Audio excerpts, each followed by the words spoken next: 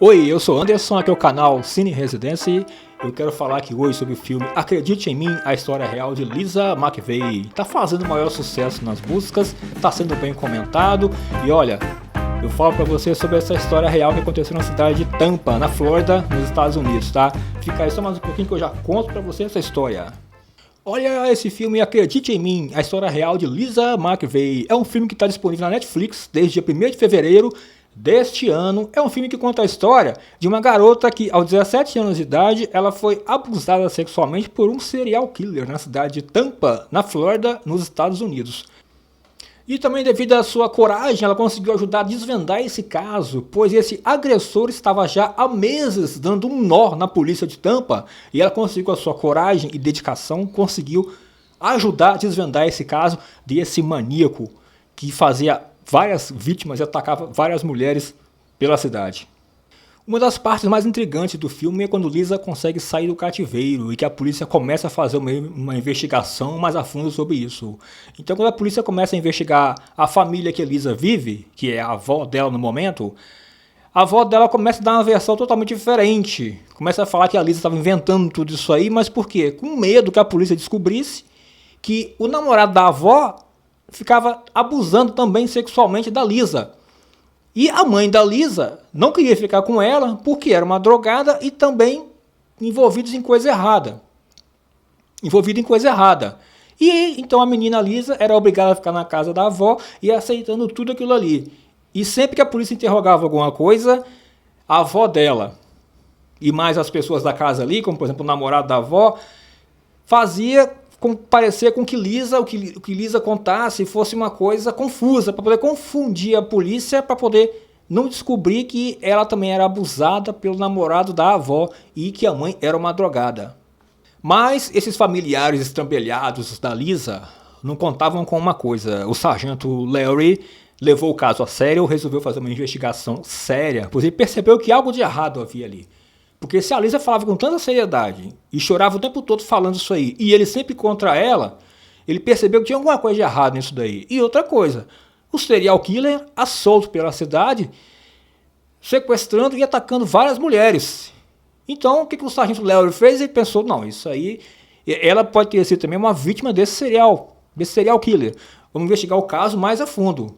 Eu achei a direção do filme muito boa, né? O veterano Jim Donovan, ele conduziu com bastante atenção esse filme aí, inclusive mostrou a parte do sargento Larry, que percebeu que algo de errado estava acontecendo ali, porque realmente a Lisa estava numa situação muito assustada e os familiares dela sempre contra ela.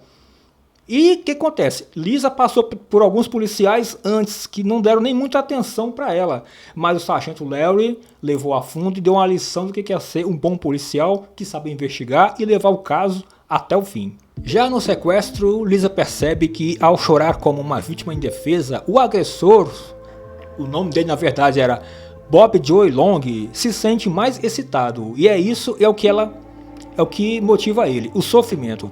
Ela finge ser compreensiva e bondosa, sem reclamar muito da aproximação do agressor. Ela ficou sob o poder desse agressor por 26 horas. Com isso, ele acaba desistindo de fazer algo de ruim com ela e apresenta sinais de que quer soltar ela, para que ela possa voltar para ele.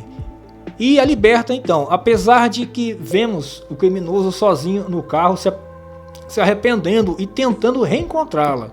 Afinal, na versão do diretor, o agressor fica totalmente apaixonado por ela. Essa é uma versão que o próprio diretor apresentava isso no filme, né? Que o próprio diretor é que tinha colocado isso na verdade, né? O que deu a entender foi isso daí. O filme Acredite em Mim, ele mostra que poderia sim ser uma obra muito maior se tivesse, pelo que a gente viu ali, não foi um investimento. Poderia ter sido uma coisa muito maior, uma importância muito maior o filme, e também pelo caso, né? Pela importância que foi o caso, né? E também pela atriz que trabalhou bem, e o roteiro também é bom, mas a gente percebe que o investimento do filme é pequeno, né? Mas merecia ser uma coisa maior, de abrangência maior, claro que merecia, a gente percebe isso, né? E sem falar que tem algumas partes no filme que eu achei meio assim, que não teve muito a ver. Por exemplo, a gente percebe que o tempo todo a Lisa, né? Ela sofreu as agressões que ela sofria, mas ela foi o tempo todo, ela lutava contra isso o tempo todo.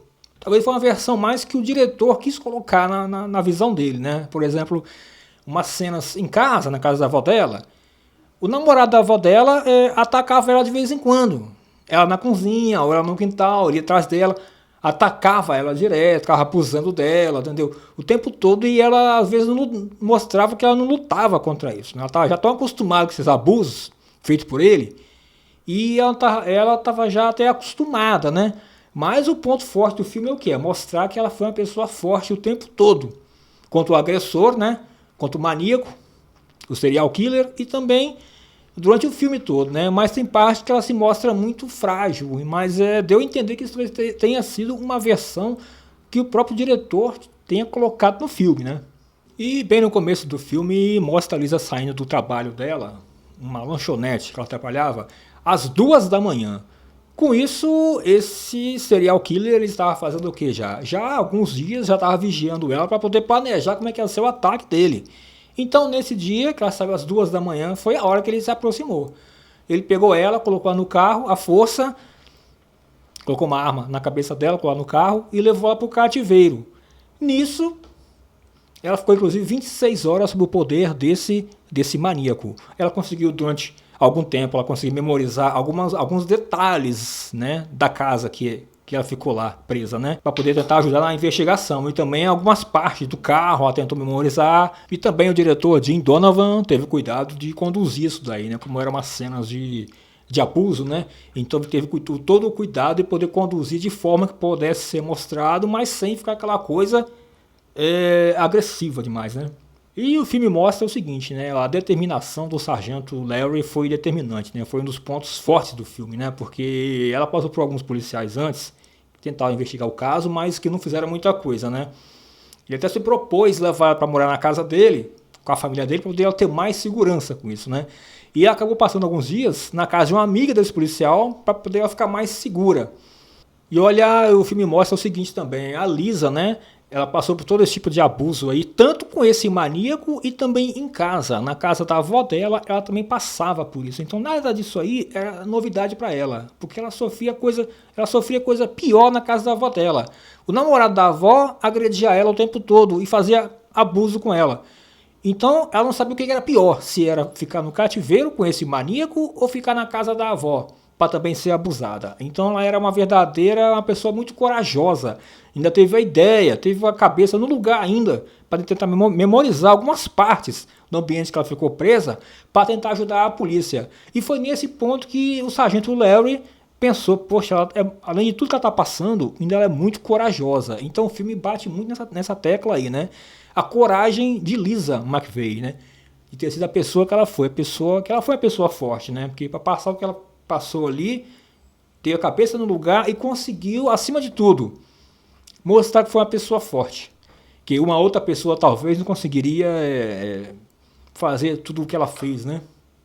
E olha o momento forte do filme, uma das cenas em destaque, é a parte mais pro final do filme, quando esse caso já está praticamente resolvido, ela se olha no espelho e levanta a cabeça e pensa, poxa, eu passei por uma situação tão horrível com esse maníaco, mas sendo que em casa, na casa da minha avó, eu passava a situação até pior do que aquilo. Então ela não sabe nem como que ela pôde comparar, né? Como que ela pôde comparar? A história do filme é essa. O que foi pior para ela? Se foi ela passar na mão desse maníaco ou é na casa da avó dela que foi pior para ela? Ela não sabe nem identificar o que foi pior. O que ela sabe é que ela está livre das duas coisas, né? E o final do filme é um final assim imponderado, né? É um final poderoso, né? A verdadeira Lisa McVeigh aparece no final, mostrando como é que ela está atualmente.